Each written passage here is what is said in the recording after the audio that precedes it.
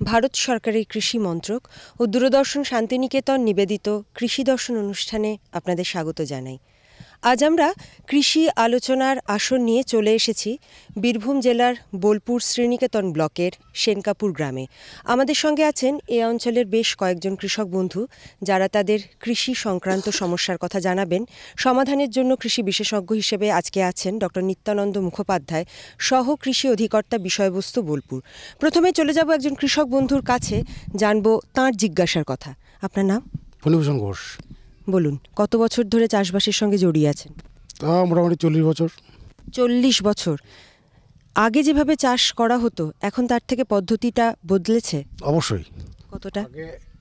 আগে তো দেশি ধানের চাষ ছিল, এখন ধরুন হাইব্রিড ধান, হাইলিং ধান, বিভিন্ন ধরনের ধান এসছে। সেই ধান আমরা চাষ করে আগে যা ফলন পেয়েছি, তুলনামূলক এখন ফলনটা বেড়েছে, কিন্তু পোকামাকড়ের উপদ্রব বেশি। পোকামাকড়ের উপদ্রব যে বাড়ছে, সেটাকে দমন করবার কোনো চেষ্টা করেছেন? বহুবার চেষ্টা করেছি, আর চেষ্টা এখনও চলছে। তো তাহলেও আমরা খানিকটা প্রতিরোধ করতে পারছি, খানিকটা পারছি না, পুরোটা সম্পূর্ণটা হয় না। এবছরের ছবিটা কীরকম ছিল? এবছরে খোলা পচা, তারপর আমরা বাদামি ধসা, শেষের দিকে বৃষ্টি নাই, জলের টান, এরকম করে চলছে। শুনলাম বন্ধুর কথা, চলে যাব বিশেষজ্ঞের কাছে। আপনার কথাটা খুব সঙ্গত যে চাষবাসের চালচিত্র যেমন এখন অনেকটাই বদলে গেছে অনেক আগের থেকে। আগে যেটা দেশি ধানের চাষ করা হতো, এখন সেখানে অনেক হাই ইল্ডিং জাত এসছে এবং হাইব্রিড ভ্যারাইটিও এসছে। শুধু ধান নয়, সমস্ত ফসলের ক্ষেত্রেই বিভিন্ন উচ্চ ফলনশীল জাত এসছে। এটার কারণ হচ্ছে ক্রমবর্ধমান চাহিদার দিকে লক্ষ্য রেখে বিজ্ঞানীরাও নতুন নতুন জাত উদ্ভাবন করছেন, যে জাতগুলোর বিভিন্ন রকম চারিত্রিক বৈশিষ্ট্য সেই জাতের মধ্যে দিয়ে দেওয়া হচ্ছে। যেমন এলাকাতে সেটা যেন উপযুক্ততা পায়, অর্থাৎ মানে অ্যাডাপ্টেবল হয়, আর সেই সঙ্গে যেন উচ্চ ফলনশীল হয়। মেয়াদের দিকেও যাতে জলদি এবং মাঝারি মেয়াদের হয়, কারণ একটা ফসল দীর্ঘদিন ধরে মাঠে থাকলে চাষি ভাইদের অন্যান্য ফসল চাষ করার ক্ষেত্রে অসুবিধা হয়, জমিটা খালি হবে না। কাজেই উচ্চ ফলনশীল যত সমস্ত ফসলের জাত এসছে, এগুলো আসার সঙ্গে সঙ্গে কিছু সমস্যাও বেড়েছে। আমরা খুব স্বাভাবিকভাবে এটা ধরে নিতে পারি যে যারা দেশি জাত ছিল, তারা এই দেশের এই এলাকার পরিবেশের সঙ্গে দীর্ঘদিন ধরে মানিয়ে নিয়েছে, কাজেই তাদের সমস্যাটা অনেকখানি কম ছিল। কিন্তু যত উন্নত নতুন নতুন জাত আসছে, তারা অপেক্ষাকৃত এই আবহাওয়াতে, এই মাটিতে, এই জলবায়ুতে নতুন। এখন নতুন হলেই স্বাভাবিক কারণে তাদের অ্যাডাপ্টেবিলিটি, যে কথাটা বলছিলাম, যে পরিবেশের সঙ্গে মানিয়ে নেওয়ার ক্ষমতা, সেটা স্বাভাবিক কারণেই অনেকটা কম পুরনো লোকাল জাতগুলোর থেকে। তাই আপনারা এই যে রোগ এবং পোকাগুলোর কথা বলছেন, যেমন বাদামি শোষক পোকা, খোলা পচা, বাদামি ধসা, এই ধরনের রোগ এবং পোকার উপদ্রবগুলো দিন দিন বাড়ছে। এখন রোগ এবং পোকার উপদ্রব যেমন বাড়ছে, তেমনি আমাদের করণীয় কতগুলো ব্যবস্থাও এই পরিপ্রেক্ষিতে রয়েছে। সেটা হচ্ছে যে সেই জাতটাকে কয়েক বছর ধরে মানে পরীক্ষামূলকভাবে চাষ করা এবং দেখা যে সেই সমস্ত জাতগুলোতে কোন কোন রোগ, কোন কোন পোকা নতুন নতুন করে আসছে, তাদের সংখ্যাটা কীরকম। রোগ এবং পোকা এলেই যে সঙ্গে সঙ্গে স্প্রেয়ার নিয়ে মাঠে যেতে হবে এবং তার প্রতিরোধমূলক ব্যবস্থা হিসেবে একটা রাসায়নিক কীটনাশক বা ছত্রাকনাশক বা রোগনাশক কিছু একটা স্প্রে করে দিতে হবে, এমনটা নয়। এখানে লক্ষ্য করার বিষয় হচ্ছে যে কি পরিমাণে রয়েছে, অর্থাৎ তারা অর্থনৈতিক চৌকাঠের উপরে চলে যাচ্ছে কি না। যদি তা যায়, তখন তার প্রতিরোধমূলক ব্যবস্থা নেওয়ার কথা ভাবতে হবে। এর জন্য বিভিন্ন রকম ব্যবস্থা রয়েছে, যেমন একটা হচ্ছে পরিচর্যামূলক ব্যবস্থা, কালচারাল প্র্যাকটিস, তারপরে হচ্ছে যে শস্য পর্যায়ের পরিবর্তন করা, তারপরে হচ্ছে যে মানে ফিজিক্যাল কতগুলো ব্যবস্থা আছে, যেমন ধরুন আলোক ফাঁদের ব্যবস্থা করা, কোনো কোনো ক্ষেত্রে বীজ বা চারাকে ট্রিটমেন্ট করে নিয়ে পরবর্তীকালে সেই রোগ বা পোকার উপদ্রবটা অনেকখানি কমানো যায়। তো এই ধরনের যে সমস্ত ব্যবস্থাগুলো আছে এই ব্যবস্থাগুলো নিতে হবে। নেওয়ার পরেও যদি দেখা যায় যে সেই পোকার পপুলেশন কমানো যাচ্ছে না কিংবা সেই রোগের ব্যাপ্তিটাকে কমানো যাচ্ছে না, তো সেই ক্ষেত্রে রাসায়নিক কীটনাশক বা রোগনাশক ওষুধ ব্যবহার করার দরকার হবে। তো এই পুরো পদ্ধতিটা আপনাকে খুব বৈজ্ঞানিক দৃষ্টিভঙ্গি নিয়ে দেখতে হবে এবং যখন যেমন ব্যবস্থা নেওয়ার দরকার সেটা কৃষি বিজ্ঞানের পরামর্শ অনুযায়ী স্থানীয় যারা কৃষি আধিকারিক বা বিজ্ঞানী আছেন তাদের কাছ থেকে সলা পরামর্শ নিয়ে সেই অনুযায়ী ব্যবস্থা গ্রহণ করতে হবে। বিশেষজ্ঞের সুচিন্তিত মতামত আমরা জানলাম। পরবর্তী বন্ধুর কাছে যাচ্ছি। আপনার নাম? শ্যামলচন্দ্র দাস। কি জানতে চান? বেগুনের যে ধসা পচা লেগেছে এটার জন্য জানতে চাই। কতটা জায়গায় আপনি বেগুন চাষ করেছেন? কাটা 5 জায়গায় চাষ করেছি। কতগুলো গাছ মোটামুটিভাবে আক্রান্ত? ধরুন এখন আক্রান্ত হয়েছে গোটা 10 গাছ। আমার টোটাল জমিতে গাছ আছে 420টা মতো গাছ আছে। গোটা 5-এ সমস্যা শুরু হয়েছে। কিছু চেষ্টা করেছিলেন নিবারণ করার জন্য? নিবারণের জন্য কিছু ওষুধ দিয়েছিলাম। কি দিয়েছিলেন? তাদের একটা গুসকার থেকে এনেছিলাম ওষুধ, সেটার নাম বলতে পারছি না ঠিক মতো আমি। তো এটা দেওয়ার পরে মোটামুটি একটু চেক হয়েছে। তাতে দেখছি কিছু কিছু গাছ আমার চলে গেছে আর কিছু কিছু গাছ রয়ে গেছে, মানে ওরা টিকে যাবে। এটা কিছুটা হয়েছে, পুরোটা না হলেও। কৃষক বন্ধুর সমস্যা একটুখানি স্তীমিত হলেও এখনও কিন্তু রয়েছে। তো সেই সমস্যাটাকে একেবারে দূর করার জন্যে কী করতে হবে সেটাই জানবো কৃষি বিশেষজ্ঞের কাছ থেকে। আপনার যে এই সমস্যাটা বেগুনের, এটাকে বলা হয় ছত্রাক ঘটিত ঢলে পড়া রোগ, ইংরেজিতে বলে ফাঙ্গাল উইল্ট। তো এই রোগটা বেগুন চাষের সঙ্গে, বেগুন কেন, বেগুন, টমেটো, লঙ্কা এই ধরনের যেগুলো মানে আলু গোত্রীয় ফসল অর্থাৎ সোলানেসিয়াস ফ্যামিলির যে সমস্ত ফসল, এগুলোর সবেতেই এটা হয় এবং এটা মানে সমস্ত এলাকাতেই প্রায় হয়। তো এই ছত্রাক ঘটিত রোগটা নিবারণের জন্য কতগুলো ব্যবস্থার কথা আমি বলি। প্রথমত হচ্ছে যে বেগুন যখন চারা ফেলছেন তখন বীজটাকে শোধন করে নেওয়া। বীজ শোধনের জন্যে প্রতি কেজি বীজে 2 গ্রাম করে ব্যাভিস্টিন জাতীয় ওষুধ বা ম্যাঙ্কোজেব জাতীয় ওষুধ বীজটার গায়ে ভালো করে মেখে নিয়ে তারপরে বীজতলায় বীজগুলো বুনতে হবে। এটা হচ্ছে প্রথম কাজ। দ্বিতীয় কাজ হচ্ছে যে এই রোগটার উপদ্রব সাধারণত বেশি হয় অম্ল জমিতে। তো সেক্ষেত্রে আপনার জমির মাটিটাকে পরীক্ষা করে নিয়ে অম্লত্বটাকে শোধন করার দরকার আছে। মাটিটা পরীক্ষা করে নিলে বোঝা যাবে যে কতখানি অম্ল। এই অম্লত্বর মাত্রাটা নির্ধারণ হলে সেখানে কতখানি চুন বা ডলোমাইট দিতে হবে সেটা ঠিক করা যাবে। যদি মাটি পরীক্ষা করা না থাকে তবে সাধারণভাবে বলা যায় প্রতি বিঘেতে 80 কেজি থেকে 100 কেজির মতো চুন জমিতে প্রয়োগ করতে হবে। এক্ষেত্রে মাথায় রাখতে হবে যে চুন প্রয়োগের পরে 1 মাস যেন ওই জমিতে কোনো ফসল লাগানো না হয়।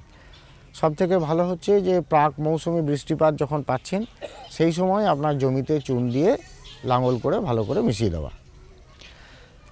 এরপরে যেটা করণীয় সেটা হচ্ছে যে জমিতে গাছগুলো লাগানোর পরেও যদি দেখা যায়, আপনি যেমন বলছেন যে 5-7টা গাছে আক্রান্ত হয়েছে, ঠিক এইভাবেই আক্রান্ত হয়। সমস্ত জমিটাই আক্রান্ত কখনোই হয় না, কিছু কিছু গাছ আক্রান্ত হয়।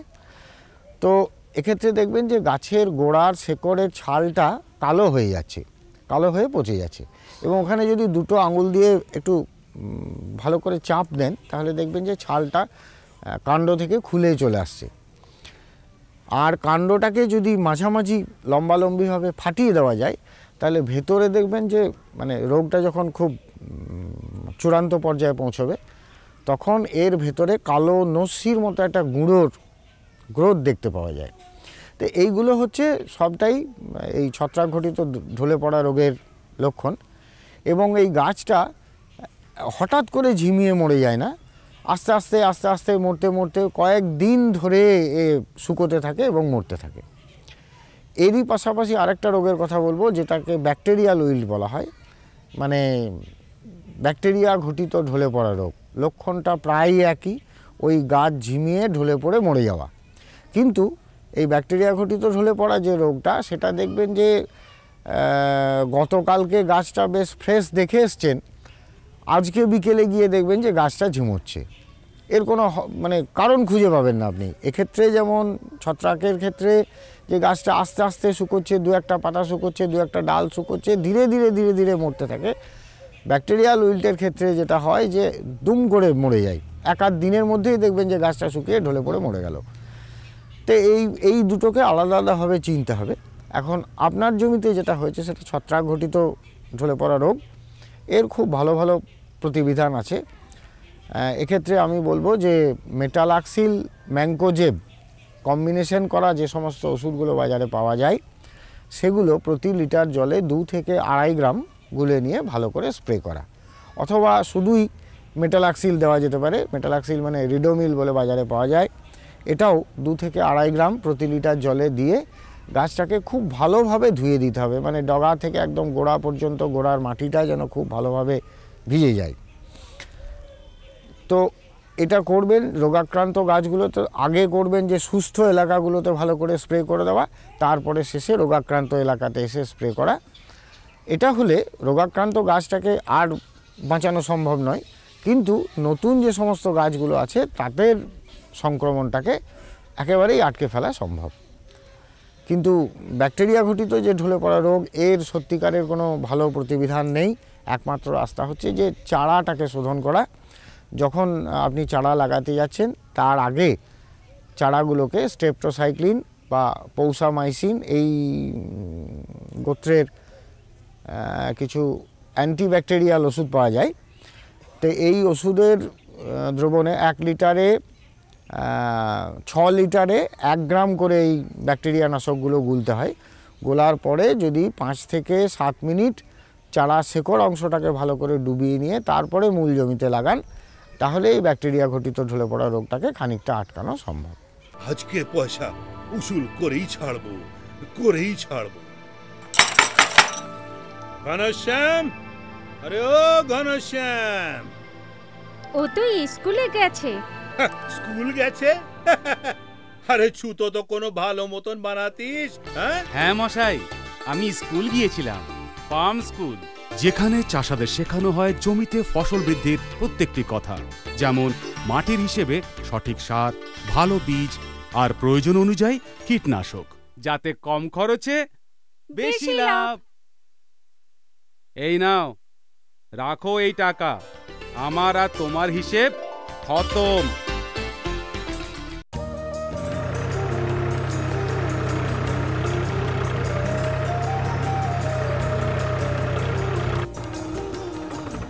আরে ভাই হলকু, বীজ, কীটনাশক, সার, এত খরচের ব্যবস্থা কোত্থেকে? আরে খরচের চিন্তা কোথায়, আমার কাছে আছে এই কিষাণ ক্রেডিট কার্ড। ব্যাংক থেকে জারিয়ে কার্ড দিয়ে কৃষক নিজের সীমা পরিমাণ টাকা যে কোনো সময় বার করতে পারে, চাষবাসের সামগ্রীও যে সময় কিনতে পারে।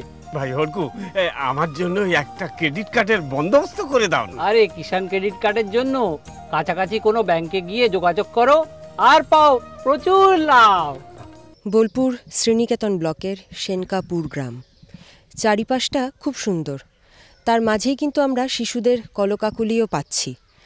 আমরা কিন্তু এই এত সবের মাঝখানে কৃষি নিয়েই শুধুমাত্র আলোচনা করছি। আমাদের সঙ্গে আরেকজন বন্ধু এই মাত্র অপেক্ষায় আছেন। আপনার নাম? লক্ষ্মীনারায়ণ সেন। কি জানতে চান বলুন। আমি জানতে চাই, এই যে টমেটো গাছের গোড়া পচার বিষয়টা উনি বললেন, কিন্তু টমেটো গাছের আর একটা মানে বিরাট খারাপ রোগ, এই যে পাতাগুলো ফুটি ফুটি হয়ে যাচ্ছে আর ওই ডগটা কুটে লেগে যাচ্ছে। এই সমস্যাই হয়েছে তো? সমস্যা। আপনি কিছু চেষ্টা করেছিলেন? চেষ্টা ওই যে ম্যাঙ্কোজেব গ্রুপের ওষুধ দেওয়া হয়েছে, তাতে কাজ হয়েছে? একটা বোঝা যাচ্ছে না। অনেকগুলো গাছ আক্রান্ত? অনেকগুলো গাছ আক্রান্ত। কৃষক বন্ধুর সমস্যার কথা জানলাম, ডক্টর নিত্যানন্দ মুখোপাধ্যায়ের কাছ থেকে জানবো এর সমাধানের কথা। আপনার টমেটো গাছে যে এই সমস্যাটা হচ্ছে, এটা প্রাথমিকভাবে যেটা মনে হচ্ছে যে এক ধরনের চোষক পোকা পাতার তলায় বসে পাতার রসটাকে চুষে খাচ্ছে, তার ফলে আপনার পাতাগুলো কুঁকড়ে যাচ্ছে। আপনি যে ম্যাঙ্কোজেব জাতীয় ওষুধ দিয়েছেন এটা হচ্ছে ছত্রাকনাশক ওষুধ, এটা কোনো কাজ করবে না এই ক্ষেত্রে। তো এক্ষেত্রে আপনাকে পোকানাশক ওষুধ দিতে হবে। তো পোকাগুলো যেহেতু রস চুষে খায় সেই জন্যে আপনাকে এমন একটা ওষুধ দিতে হবে যেটা সর্বাঙ্গবাহী, অর্থাৎ গাছের গোটা শরীরটাকে বিষাক্ত করবে। তো এই ক্ষেত্রে আপনি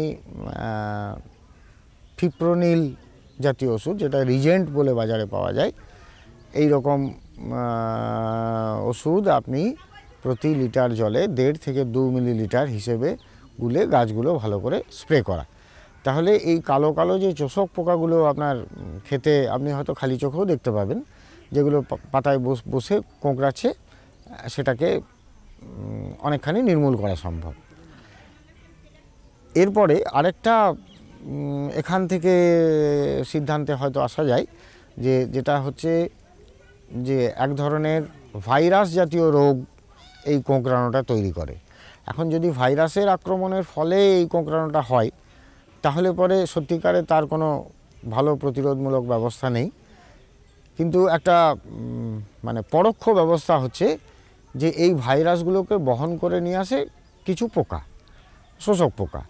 তো এই চোষক পোকাগুলোকে নির্মূল করা যাতে তারা ভাইরাসটাকে বহন করে নিয়ে আসতে না পারে। সেক্ষেত্রেও এই যে কোনো একটা সর্বাঙ্গবাহী ওষুধ, সেটা আপনার রোগার জাতীয় ওষুধ হতে পারে, তারপরে ডিমেক্রন জাতীয় ওষুধ হতে পারে, ফিপ্রোনিল হতে পারে, অ্যাসিফেট হতে পারে, এই ধরনের যে কোনো একটা পোকানাশক ওষুধ ভালো করে স্প্রে করা, দরকার হলে 7 দিন পরে আরেকবার স্প্রে করা, যাতে ওই পোকাটা না আসতে পারে। এইটা হচ্ছে মানে ভাইরাস ঘটিত কোঁকড়ানোই হোক বা পোকা রস চুষে খাওয়ার জন্য কোঁকড়ানো হোক, দুটোর এই প্রতিবিধান। এর সঙ্গে আমি বলবো যে গাছটাতে যখন ফুল আসতে শুরু করবে সেই সময়ে একটা অনুখাদ্য আপনি স্প্রে করুন, যাতে সব ধরনের অনুখাদ্যগুলো, যেমন বোরন থাকবে, জিঙ্ক থাকবে, মূলত সালফার বা ফসফেট থাকলে ভালো হয়। তো এই ধরনের কোনো একটা অনুখাদ্য আপনি গাছে একবার দেন যখন ফুল আসতে শুরু করেছে সেই সময়। অনুখাদ্যে কী অনুখাদ্য তার উপরে ডোজটা নির্ভর করছে, কোনো ক্ষেত্রে হয়তো 2 গ্রাম লাগে প্রতি লিটার জলে, কোনো ক্ষেত্রে 5 গ্রাম লাগে প্রতি লিটার জলে। তো এই ডোজ অনুখাদ্যটা নিয়ে এসে কোনো কৃষি বিশেষজ্ঞের পরামর্শ নিয়ে কতটা করে কত পরিমাণে দিতে হবে সেটা জেনে নিয়ে তারপরে একটা অনুখাদ্যে স্প্রে করা। এটা করলেই আমার মনে হয় যে আপনার এই যে কোঁকড়ানো সমস্যাটা এটা দূর করা যাবে। যে কোনো কৃষি বিষয়ক আলোচনার আসর থেকেই অনেক অজানা কথা আমরা জানতে পারি কৃষি বিশেষজ্ঞের কাছ থেকে। আজও ঠিক সেরকমটাই হচ্ছে। আরেকজন বন্ধু আছেন, আপনার নাম? নারগোপাল বাউরি। কি হয়েছে লঙ্কা গাছে? এই অর্ধেক দূর থেকে হাজা ধরে যাচ্ছে। অনেকগুলো গাছে হয়েছে? অনেক গাছে, প্রায় 15 কাঠা জমি লাগানো আছে। মোটামুটিভাবে কতটা জায়গা আক্রান্ত হয়েছে বা কতগুলো গাছ? মাঝে মাঝে হচ্ছে, ফাঁকা ফাঁকা 2-1টা গাছে। আপনি কিছু ওষুধ দিয়েছিলেন? টাইথেন দিয়েছি। তাতে কাজ হয়েছে? হালকা হচ্ছে, খুব একটা ভালো হচ্ছে না। না। আর পাশ থেকে আবার ওষুধের অ্যাকশন পরে আবার গোড়া থেকে বেঁজা মিলছে। আর শশার কথা একটা বলছি আমি, শশা এখন জ্বালিয়ে আসছে কিন্তু হলুদ হয়ে যাচ্ছে গাছ, পাঁপড়ের মতন। দুটো সমস্যার কথা, লঙ্কা এবং শশা। কি করা যাবে? চলে যাব বিশেষজ্ঞের কাছে। লঙ্কার ক্ষেত্রে যে রোগের কথা আমরা দেখছি সেটা হচ্ছে যে ওই ছত্রাক ঘটিত ঢলে পড়া রোগ, মানে গোড়াটা পচে যাচ্ছে এবং গাছটা ঝিমিয়ে মরে যাচ্ছে। তো এক্ষেত্রে একটা ব্যবস্থা বলবো যে একসাথে হঠাৎ করে বেশি জল দেবেন না, প্রথম কথা। দ্বিতীয় কথা হচ্ছে যে সার তো মাটিতে ব্যবহার করেছেন, পরবর্তীকালে যখন চাপান দেবেন সেক্ষেত্রে একটু ভাবতে হবে যে এই রোগটা কন্ট্রোল না হওয়া পর্যন্ত যেন কোনো নাইট্রোজেন ঘটিত চাপান দেওয়া না হয়, কারণ নাইট্রোজেনের বৃদ্ধি হওয়া মানেই হচ্ছে রোগটা আরও দ্রুত ছড়িয়ে পড়বে জমিতে। এই দুটো ব্যবস্থা নেওয়া। আর এরপরের যেটা ব্যবস্থা, যে কোনো একটা রাসায়নিক ছত্রাকনাশক আপনাকে ব্যবহার করতে হবে। এক্ষেত্রে আমি বলবো শুধু ম্যাঙ্কোজেব বা ব্যাভিস্টিন জাতীয় ওষুধের থেকে যদি কার্বেন্ডাজিম এবং ম্যাঙ্কোজেবের কম্বিনেশন যেটা পাওয়া যায়, যেমন সাফ বলে একটা ওষুধ বাজারে পাওয়া যায়, এই ওষুধটা প্রতি লিটার জলে 2 মিলিলিটার হিসেবে ভালো করে স্প্রে করা, অথবা ক্যালিক্সিন বলে আর একটা ওষুধ পাওয়া যায়, এই ক্যালিক্সিনও 1.5 মিলিলিটার প্রতি লিটার জলে গুলে ভালো করে স্প্রে করা। তাহলেই দেখবেন যে আপনার এই গোড়া পচা ইয়েটা বন্ধ হয়ে যাবে। আপনার কথা থেকেই খানিকটা বেরিয়ে এলো যে ডাইথেন M45 প্রয়োগ করার পরে খানিকটা কমেছে এবং ওই যে অবশিষ্ট কাণ্ডটা আছে সেখান থেকে নতুন নতুন আবার ডাল গজাচ্ছে। তার মানেই হচ্ছে যে প্রতিরোধমূলক যে ব্যবস্থা নিয়েছেন সেটা কিন্তু কাজ করেছে। তবে শুধু একটা কোনো ওষুধ কার্বেন্ডাজিম বা ম্যানকোজেবের থেকে এখন অনেক কম্বিনেশন করা ওষুধ বাজারে পাওয়া যাচ্ছে। যেমন বললাম যে সাফ আপনার ডাইথেন M45 বা ম্যানকোজেব এবং কার্বেন্ডাজিম এই দুটোর কম্বিনেশন, মেটালাক্সিল ম্যানকোজেবের কম্বিনেশন দেওয়া ওষুধ সেটাও ব্যবহার করতে পারেন। এক্ষেত্রেও ডোজ হচ্ছে 2 থেকে 2.5 গ্রাম প্রতি লিটার জলে গুলে ভালো করে স্প্রে করে দিলে এই রোগটাকে নির্মূল করা যাবে।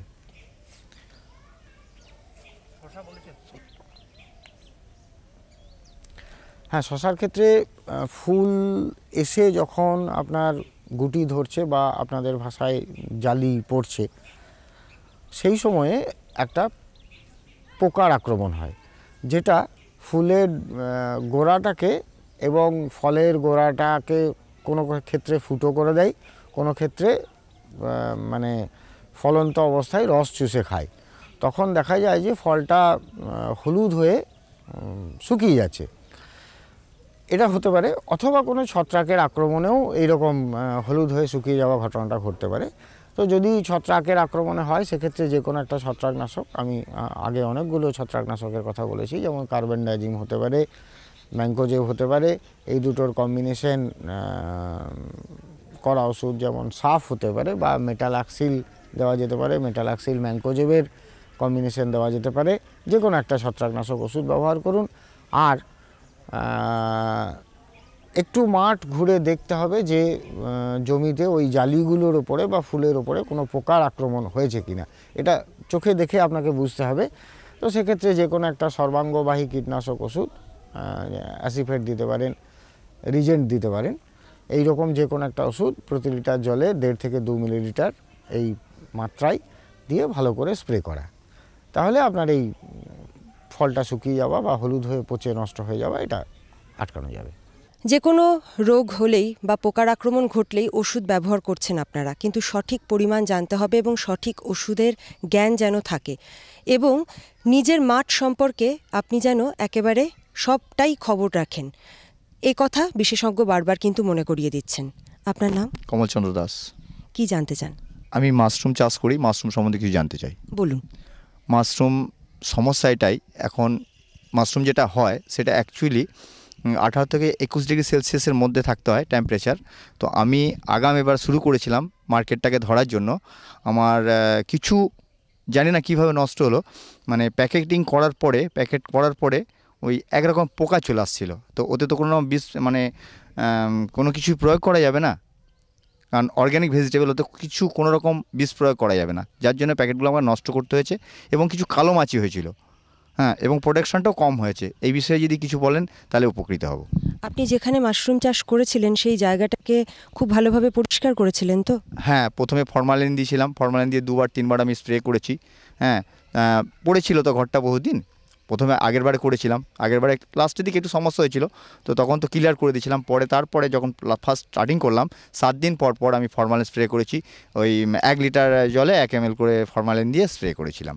অর্থাৎ যা যা ব্যবস্থা গ্রহণ করতে হয় সেগুলো আপনি করার পরেও সমস্যাটা থাকছে? হ্যাঁ, সমস্যাটা হয়েছিল। অ্যাকচুয়ালি এটা 15 দিন অবধি অন্য জায়গায় রাখলে বুঝতে পারা যায়, কিন্তু আমার আর জায়গা নেই, একটাই জায়গা, ওইটার মধ্যেই করতে হয়, সেই জন্য এই সমস্যাটা বোধহয় হয়েছিল। একটু অন্য ধরনের প্রশ্ন, মাশরুম নিয়ে বিশেষজ্ঞের কাছে চলে যাব।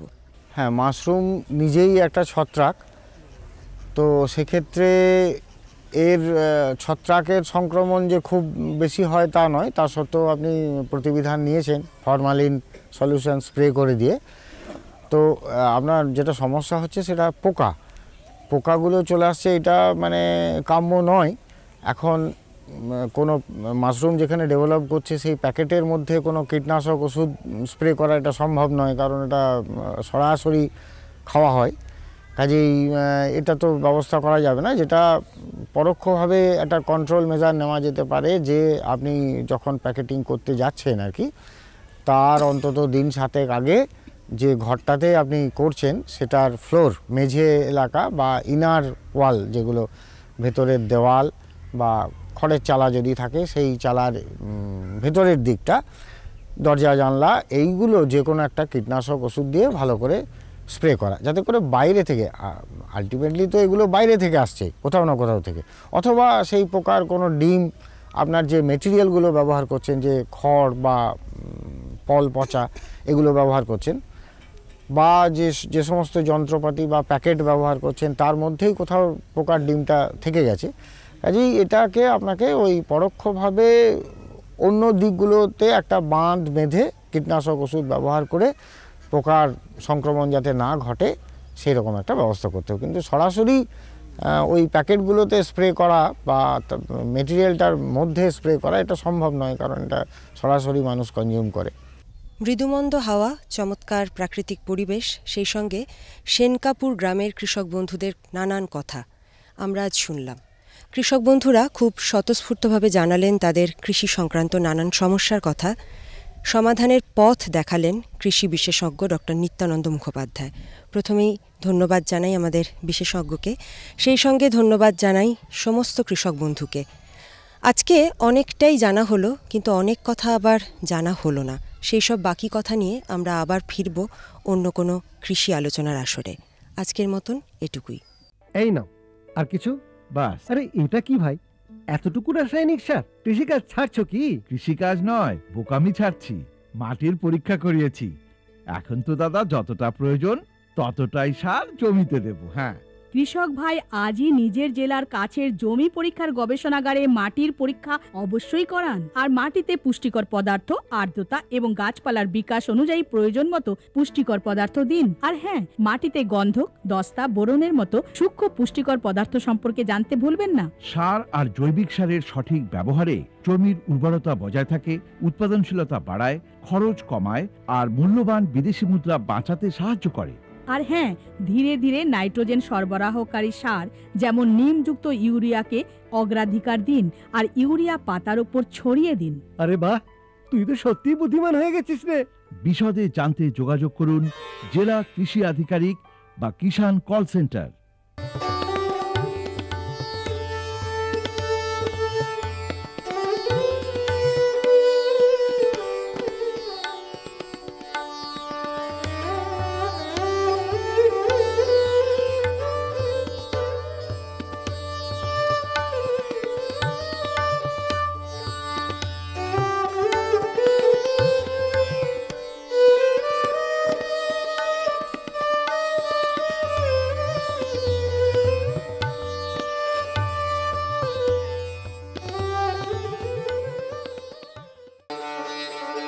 কেমন লাগছে আমাদের অনুষ্ঠান আমাদের চিঠি লিখে জানান।